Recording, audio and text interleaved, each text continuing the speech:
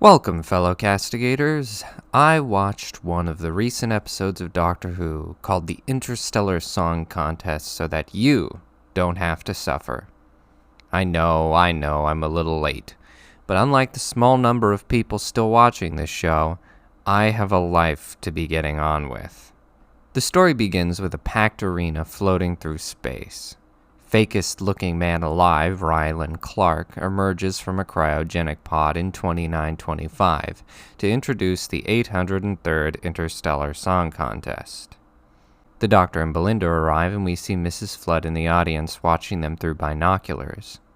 On the bridge, a man with horns named Kid takes command of the station by force and begins airing the dress rehearsal instead of the live show.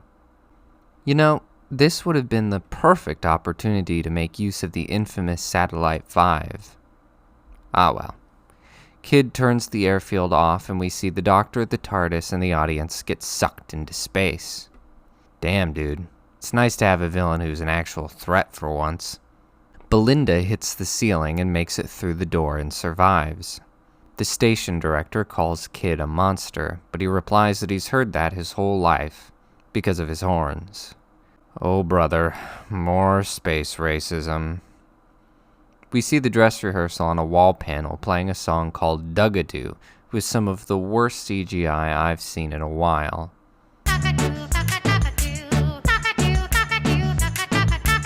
The Doctor is frozen in space, mercifully not having to hear Dugadoo. He has visions of Susan and begins breaking free of the ice.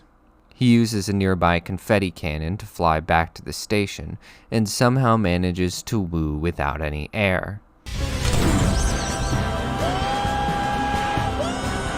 He has an did that just happen moment, and then explains that the audience is still alive because the Mavity field is still activated. They say Mavity a lot in this episode, really beat you over the head with it. I'm still not sure how these people are alive anyway. You can still suffocate in the presence of gravity. Anyway, the Doctor hacks a wall panel and discovers that the Kid is going to broadcast a frequency that can kill everyone watching. Luckily, there's a countdown. The Doctor meets a hologram of Graham Norton, and then FaceTimes Kid and tells him that he will cast his body into the void and watch him freeze to death. Right. Well, I guess that's in line with his newfound cruelty. One of the contestants, Cora, reveals herself to be a goat person, like Kid, and says that her race are not allowed to sing and are treated like scum across the galaxy.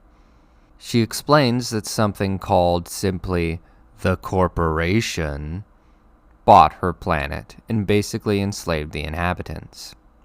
Back on the bridge, Kid says that after his plan is executed, the Corporation will only be remembered for a massacre. So, this is just the plot of Lucky Day again? The Doctor uses a hard light hologram of himself to explode the countdown box, and then brutally tortures Kid with the hologram. Belinda enters and witnesses the Doctor beating up Kid, and she hugs him. Kid is then dispatched as quickly as he took over.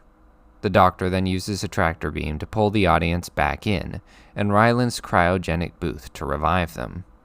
The contest continues, and Cora sings a song in her native language. I think we're supposed to feel something here, but we don't know anything about Cora or her life, and only have a surface-level knowledge of her planet. We don't know anything about their culture or people, nor have we ever heard this language before. It would have helped to have actually made the episode about that conflict, instead of largely ignoring it for the duration of the story.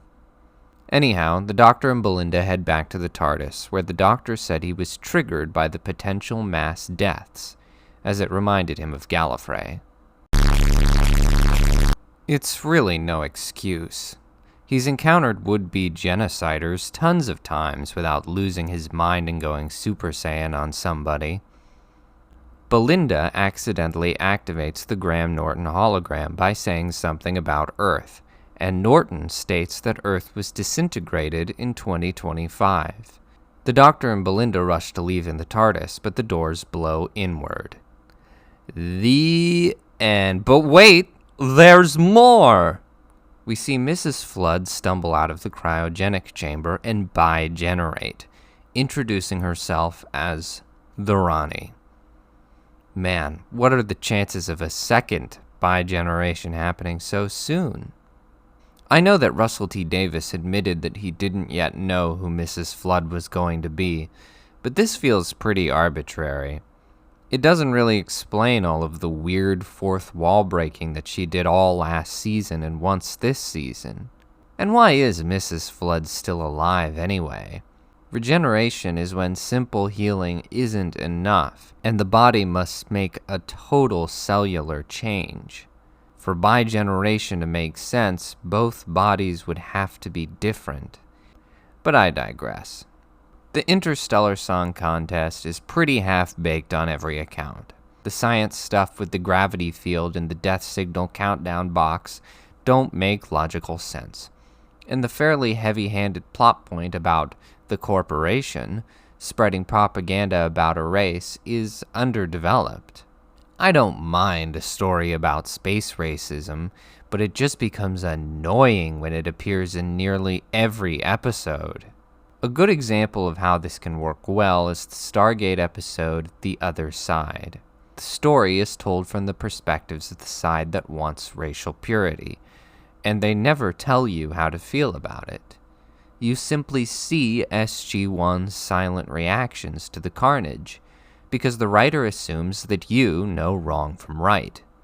Doctor Who and other modern shows too often look down on their audience and aggressively push a particular single-minded opinion. It's even more annoying coming from writers that make the Doctor such a cruel and ruthless character. He threatens Kid with a painful death that he'll enjoy watching, and then he abuses Kid for his own catharsis. This comes after celebrating Alan's death, reveling in Conrad's future death, and then letting a psychopath loose on the universe. In other words, this is not a one-time thing, and it's certainly not an example of the Dark Doctor that people have been saying. It's being compared to the 10th Doctor's Time Lord Victorious arc, but it's nothing alike. A good example of this is in The Runaway Bride, when the Doctor floods the Rachnos Tunnel. In this case, he has little choice but to do so, and his coldness gives a chance to accentuate how he needs human companions to ground him. Anytime he does that kind of thing, it's always out of a desire to do good, never for personal gain. His severity is there to remind you of his old age and the true power that he holds back. This new Doctor does not hold back, and for all his tears, he doesn't seem to have a general value for life. He only values what he and the writers have judged to be good life. As I have said before, when Doctor Who is written by people who are cruel and cowardly, the Doctor becomes so also. However, this is no surprise, considering this episode was written by Juno Dawson, who wrote a sexually explicit book for school children. A person like that was never going to be able to write morally upstanding characters. The result is that Dawson has written a mind-numbing, poorly conceived narrative that is solved incredibly easily by a long line of increasingly pointless and convenient characters. It's like Russell T. Davies marched into the BBC and requested all the dumbest writers they have. It's comforting to know that after this he will go back to not having much of a career. It's also relieving to know that this nonsense is almost over. You can join me next time as I report on the 2-part finale, Wish World, and The Reality War. Thanks for listening.